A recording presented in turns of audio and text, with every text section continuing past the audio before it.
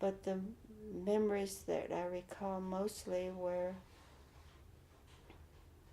I guess, as I was growing up, the love between my mother and father and my sisters and me. I was the youngest, maybe 10 years younger than my sisters, and they would carry me with them everywhere they went.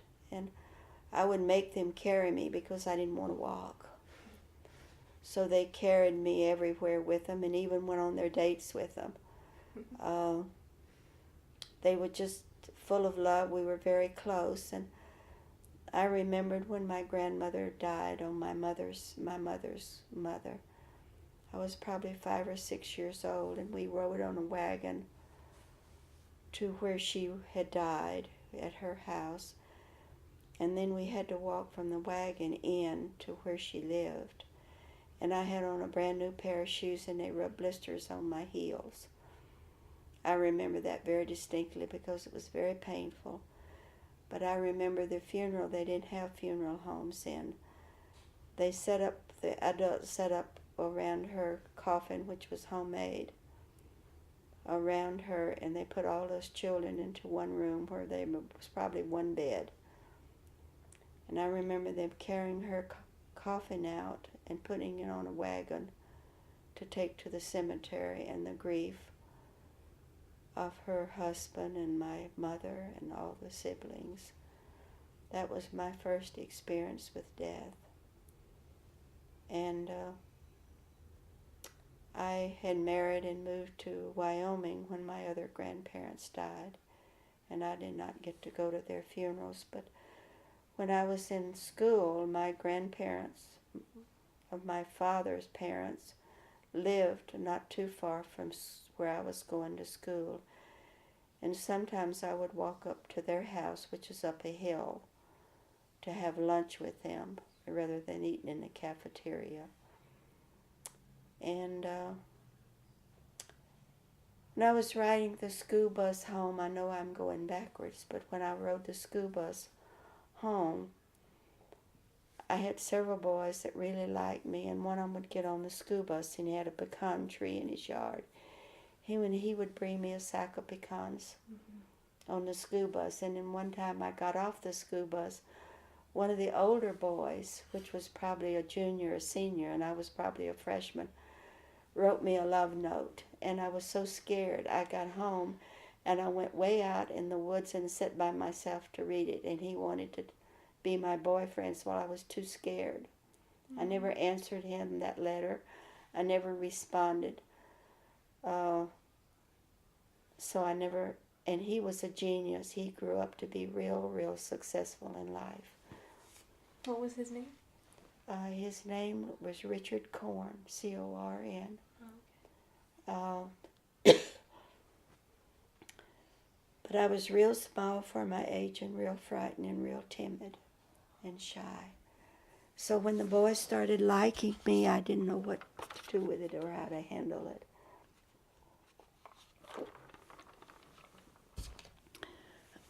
When I graduated from high school, we had a graduation party up in what they call Fort Hills. It was hills up above the school that I graduated from, and it was where the Civil War was fought.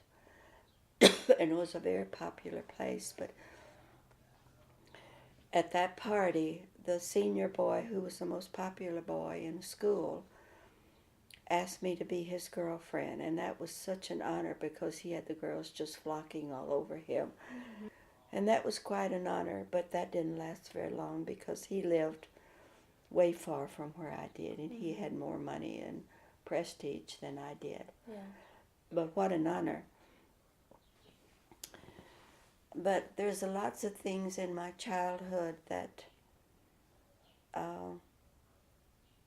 and you can piece this all back together with the childhood. Sure.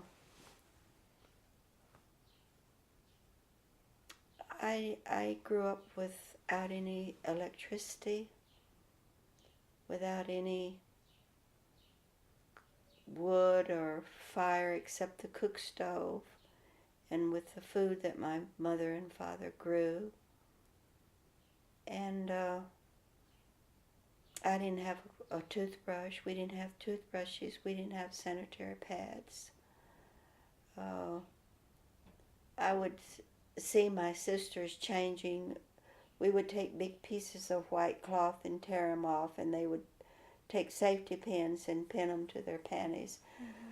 Well, before I understood what it was all about, I would see my sisters washing these cloths and hanging them out on the line to dry, and I didn't quite understand because nobody talked about those things then. Mm-hmm. But finally it dawned on me what was going on. Yeah. And then you would look around the neighbors and you would see their white cloths hanging around on the lines where they had washed from their periods. Yeah. What about, did you ever have cramps or anything? I don't recall, but I was 16 years old before I had my first period. Okay. Did you have ibuprofen or any kind of painkillers? No, nothing. When we got sick, we didn't go to the doctor. Our parents gave us castor oil and Epsom salts. Mm-hmm. The first tooth that I had pulled, my daddy didn't even have a car. He got somebody with a car to take me to the dentist because I had a bad toothache. And when I came back from having that tooth pulled, we went over to the fields to work. That's what I did. Mm-hmm. When I came home from school, I'd change my school clothes and I'd get on my work clothes and walk a mile or so to the fields and work till dark. But I went to the fields after I had my tooth pulled, and I was sitting at the end of the row where we were working, and I started hemorrhaging. I would be spitting out blood. Well, my daddy took me back. He had to go back to the man that had the car and took me back to the doctor, and they had to pack that tooth whole to keep it from bleeding. Mm-hmm. And I didn't go back to the fields for a while. Yeah. But every day after I'd come home from school, there would be nobody at my house. And maybe I would grab a biscuit or a sweet potato or something as a snack and change into the work clothes and walk over and work in the fields and with my family. And I have to tell this because this is one of the reasons I knew there was a God. I'd come home from school and it was a little bit cloudy and I didn't want to go to the fields to work. And I prayed to God, oh, send us a storm or rain cloud or something so I won't have to go to work. I didn't want to go. Well, I went, and then when it started building up the clouds when we were at the field working, we were running, which was miles, to get home. Mm-hmm. I had to climb over a wire, a wood, and at the top of it would be barbed wire, so the animals couldn't get into the fields. Just as I was climbing over that field, lightning struck right close to me. And I knew that God was sending me a message. And somehow it dawned on me that God had heard my prayers, that I didn't have to work, but there was a God to show me that He sent this storm. It changed me a lot. And then afterwards we had a tornado that came through, and my daddy was out in the fields trying to get the cattle in.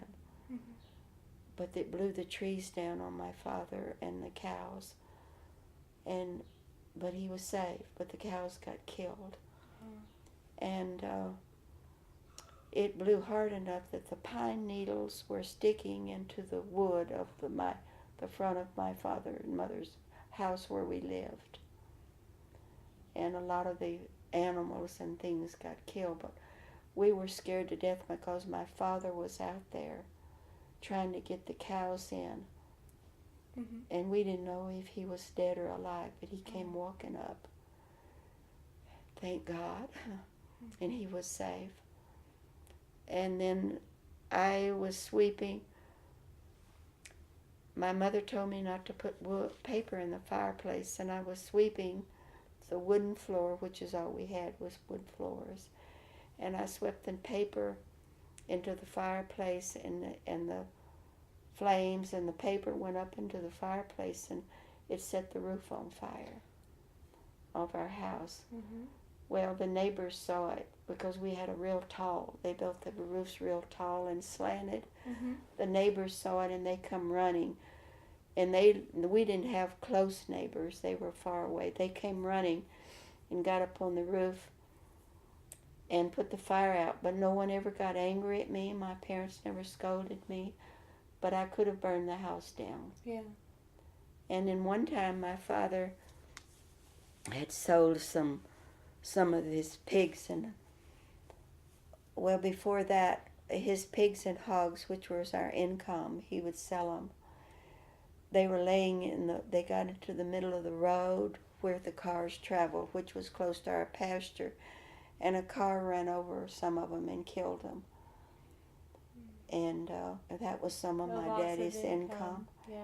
And then he sold some of them for $500, and he put it in a paper bag and put it under the mattress, and the paper bag fell out, and my mother swept the paper bag into the fireplace and burned up the $500.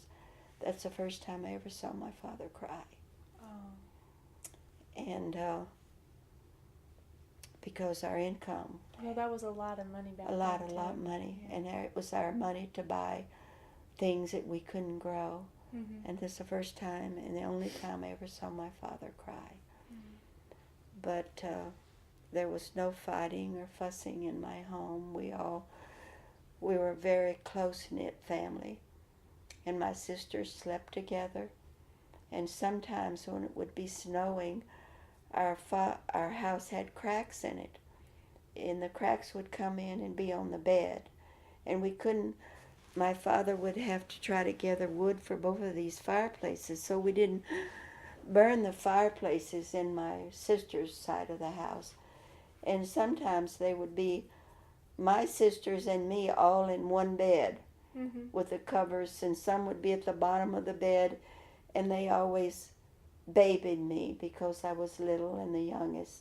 And they'd go get me and put me in the middle of the bed and all snuggle around me mm-hmm. to keep warm. And we would laugh and talk and play. And there was not a lot of material things, but I never knew anything but love mm-hmm. and gentleness and kindness. Nobody ever stopped and hugged me or kissed me or say I love you. But we all knew mm-hmm.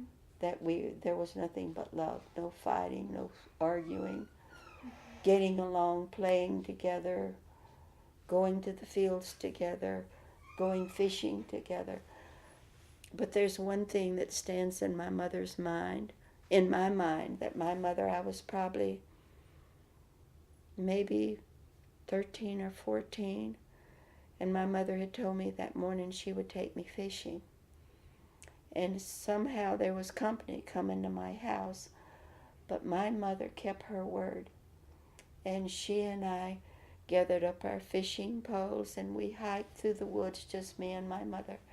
She kept her word that she was going to take me fishing. Mm-hmm. Even though there was unexpected company. Unexpected company. And mm-hmm. my best friends were two sisters, as I told you, that came from a large family. When they would come over and spend the night with me, and we'd get out and play hide and go seek or games, my mother would come out and play with us. And she'd hide, or we would hide, and she would look for us. And she came out and played with us, with me and my friends. And on Sunday, when we would go to the little Baptist church, the preacher used to come home with us for Sunday dinner. Mm-hmm.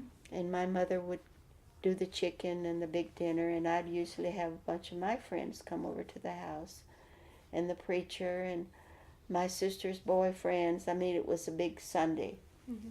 We'd have Sunday dinner, and then we'd all go sit out on the front porch and visit and talk. But that went on in my life for a long, long time.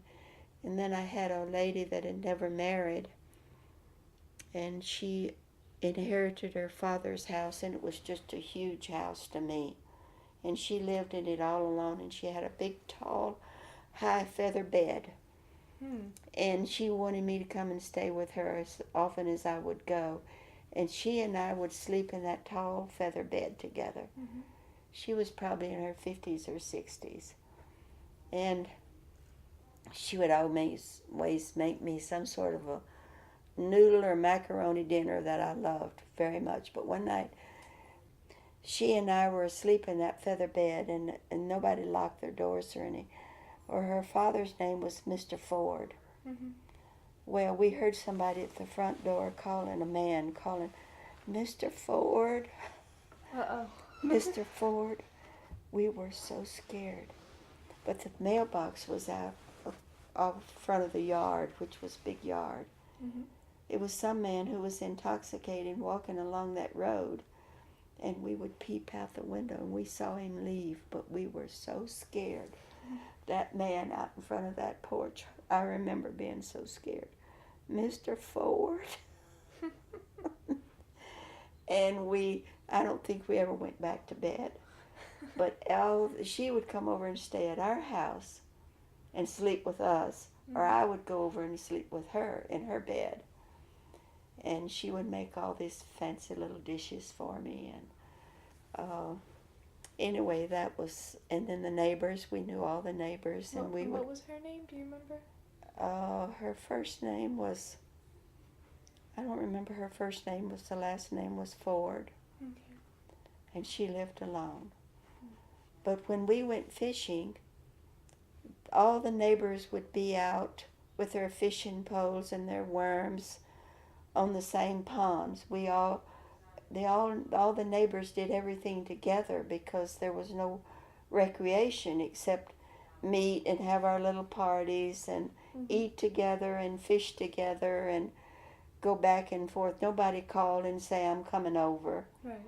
We would just go back and forth to everybody's house. And on Sunday, everybody would visit from one house and we'd sit out on the front porch and my parents would make big pots of coffee. And everybody would have a cup of coffee with no saucer. You fill that cup up and put your sugar and you'd go out and sit on the front porch. And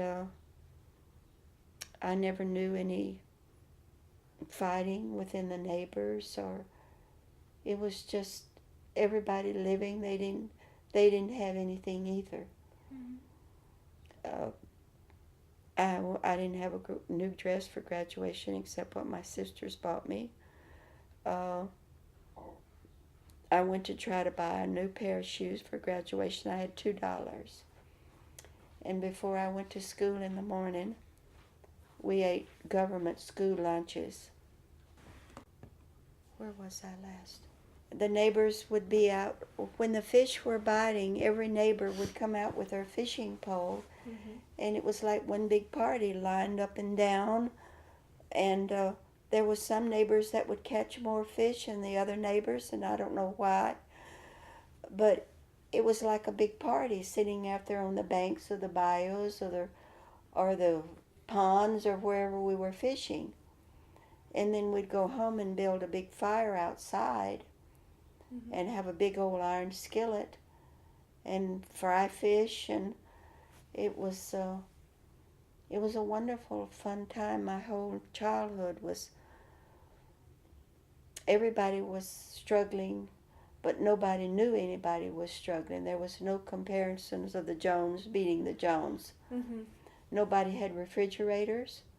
We'd go to town to somebody that had a car and get a big, huge block of ice, and we'd all make Kool-Aid and share the Kool-Aid and the ice. And to wash our hands, we had a big porch on the front, huge front porch, and they'd have a shelf built out there, and we would have one bucket of water. We'd have one dipper where we drank out of the water, and then we had a big pan, a wash pan, where we'd put the water to wash our hands. And to brush our teeth, we'd take salt and soda and brush our teeth. And I never had a toothbrush, or nobody did.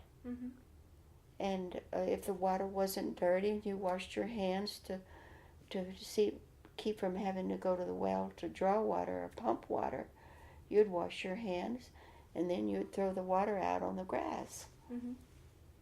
and the bathroom would be going in the back to a toilet that was built with the holes in the bottom.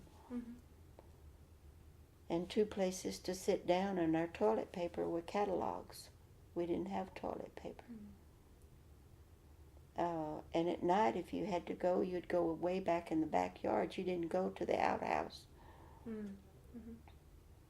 Because it was further away. Mm-hmm. And the dogs, we had dogs, but they were work dogs. They worked with the rounding up the pigs and the cows, and they were not pets. Mm-hmm. And when they were fed, it was just throwing out the leftovers or a biscuit or whatever we had. Yeah. To feed the dogs. There were my gosh, nobody would have thought about buying dog food. Yeah. When we could only buy food. Mm-hmm. And nobody thought about taking a dog to the vet, or they just died of old age. They'd just go away and die. Mm-hmm. And the first kitty cat I got, my boyfriend got it for me, beside a work cat, just house cats. Mm-hmm. My boyfriend got it for me, and it was a beautiful Persian, and my Sister Anita's husband had gone to war, and they were living with us, and my nephew Rocky, that I talk about, which was born in my father and mother's house, while her husband was overseas fighting in the war. The first son was born in my mother and father's house, and I was a junior in high school. They put me in another room and her in another room, and there was nothing to stop the pain. And he was born, and my sister Margie, and took care of her and washed the baby clothes and everything. But anyway, when Rocky got up old enough to walk, he sit down on my cat and killed it. Oh. And I love that cat so much. What was the cat's name? I don't remember the cat's name, but I was a junior in high school, and this cat was so special because my boyfriend brought it to me. And one time there was a stray cat got in our house, and my father was trying to get the stray cat out, and he was kicking at it, and he kicked the wall and broke his toe. Oh, no. And my father could let out a few choice words. And he did when he kicked the wall. Getting that cat out of the house. But I grew up with washing the clothes on a washboard. And that tub of water, we'd boil the clothes in a hot tub with a big iron pot. We would wash the clothes in the first tub and soap them with a washboard, and then we'd put them over and boil them. Then we would take them out and put them in the rinse tub. Well, and that was all water we had to draw out of the well, or pump out of the well. Well, when they got through with washing the clothes in the rinse water, I would get in that tub of water and sit in it and take a bath, because it was good water and it didn't have any soap or anything. They had just rinsed the clothes. And then we'd take them out and hang them up on the line. And you'd hang your wearing clothes very carefully. And the sheets would be folded over the line. And it was a different way of life, completely, but a better way of life. Because their recreation wasn't shopping. It wasn't buying. My father didn't own a car. He would get a ride into town, or he would walk into town for special things. He would buy our shoes and bring them home. I never got to go into town to try on a pair of shoes. I never had fancy underwear or anything like that. But no one else did. My best friends were really worse off than I was because they had so many brothers and sisters. And the first job that my sisters got when they graduated from high school, President Roosevelt started that program. It was called WMA or WMCA, where they started making mattresses. And he paid them wages. It came through the President, Roosevelt. And they gave those mattresses away. We got new mattresses, but they were paid to make those mattresses. And the men got paid to work on the bridges, the railroads, and I think that was called MYCA, where the women's was WMCA or something. But that came all under President Roosevelt after the war to give work for people, or during the war. It was during the war to create employment. When my sisters graduated, there was nothing to do. There was no money for college. There was no money to work. So President Roosevelt created these jobs out in the country. That was part of the New Deal? Right. To get jobs. And therefore, they could start buying things, clothes from the store and things that we didn't have. But we never suffered for lack of food, or lack of love, or lack of friends, or lack of entertainment. Because there was no way to go to a show. The first show I think I went was when John and I were dating, and I was working in the restaurant in town. What kind of show? It had, it was a love story. It had... was it a movie? A movie. It seemed like it was Anne something or another. She was a dancer. And of course I thought that was the greatest thing in the world, to see a movie. Yeah. Although it was a small screen. And then the next night I think we just drove around the river, and that's when he bought me this big gift set, and he bought me things till the day he died. If I looked at a car and I liked it, he'd say, go get it. Even though I knew I didn't have the money, he would have bought me the moon.